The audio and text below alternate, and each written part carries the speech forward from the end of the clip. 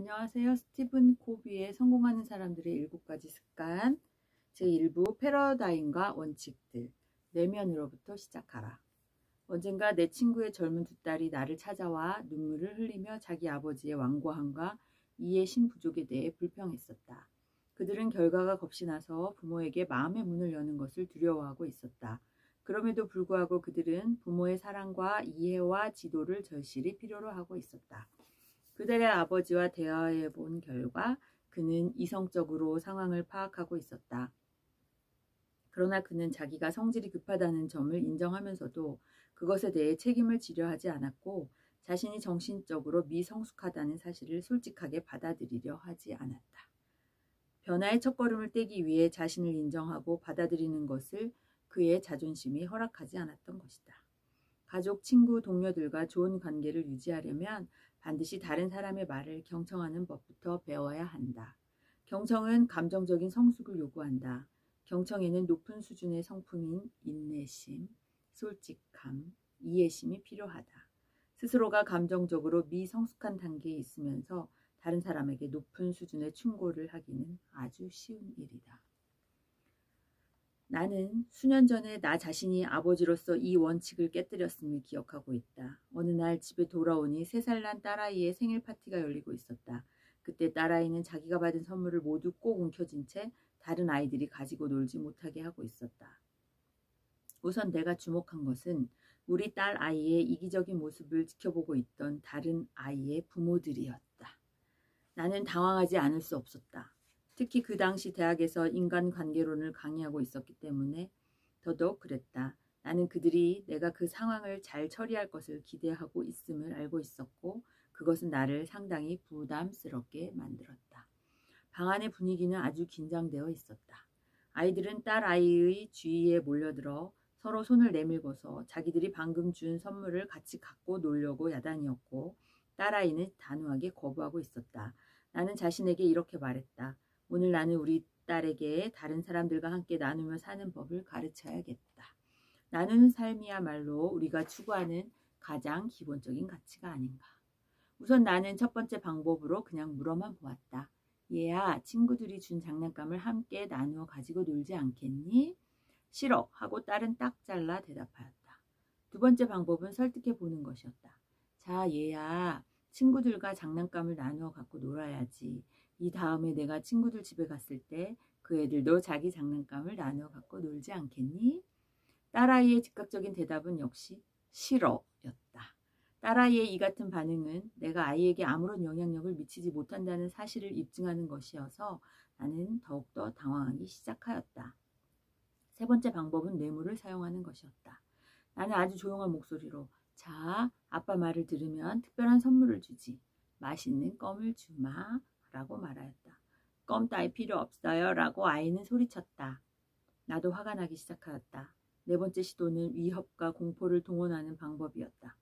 말을 듣지 않으면 진짜 혼날 줄 알아라. 상관없어요 라고 딸애는 울면서 소리쳤다. 이 선물은 내 것이에요. 딴 애들과 나누어 갖고 놀 필요가 없어요 라고 말했다. 3살이죠. 마지막으로 나는 완력을 사용하였다. 겨우 몇 가지 장난감을 빼앗아 다른 아이들에게 주면서 이렇게 말했다. 얘들아, 이것을 가지고 놀렴. 우리 딸은 아마도 남에게 나누어 주기 전에 그 장난감을 소유하는 경험이 필요했을지도 모른다. 딸애는 바로 그러한 경험을 자신에게 줄 수 있는 감정적으로 성숙된 아빠를 필요로 했을 것이다. 그러나 그 순간에 나는 내 딸의 성장과 발달, 부녀 간의 관계보다 다른 사람들 앞에서의 내 체면에 더 많은 신경을 썼던 것이다. 나는 단순히 내가 옳다는 판단을 내려놓고서 딸애는 무조건 나누어 가져야 하며 그렇게 하지 않는 딸애가 잘못되었다고 본 것이다.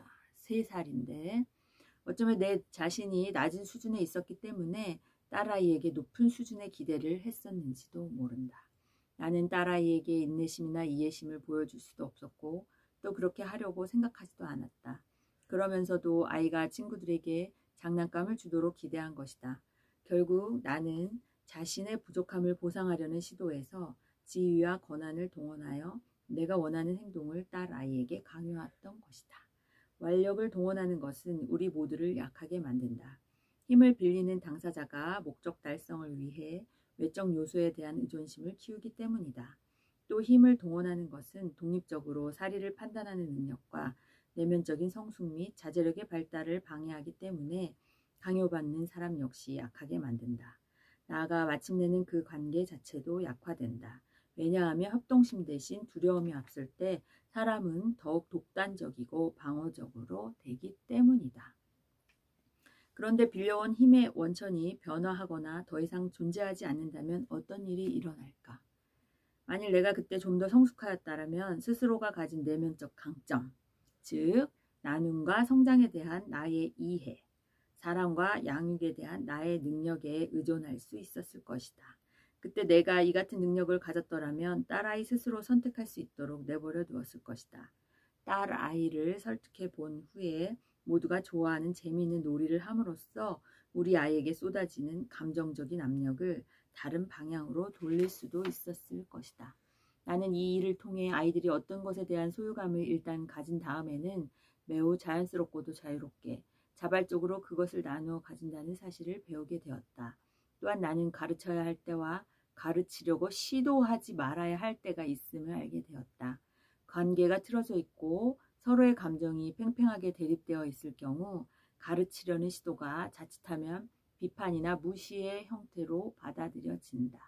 그러나 사이가 좋을 때 조용히 아이 혼자만 데리고 어떤 내용을 가르치거나 가치에 대해 얘기하게 되면 아이가 이를 긍정적으로 받아들여 훨씬 더 큰 영향력을 발휘할 수 있다.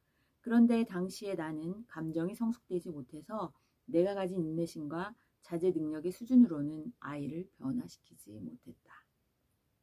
어쩌면 소유감이란 진정한 나눔의 감정보다 선행되어야 할 필요가 있는 것 같다.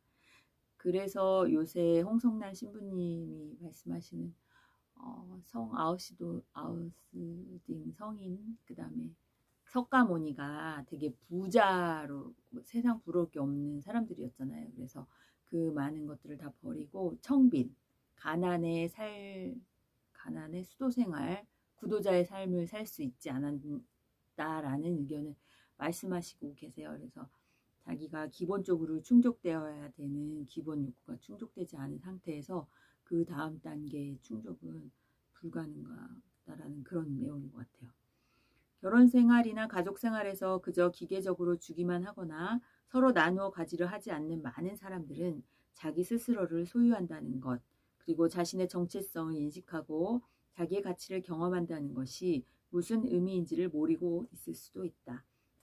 우리가 아이들의 성장을 진정으로 돕기 위해서는 아이들이 소유의식을 가질 때까지 기다려야 할 뿐만 아니라 우리들 자신이 솔선수범해서 나눔의 가치를 가르쳐 줄 수 있을 만큼 충분히 현명해져야 한다.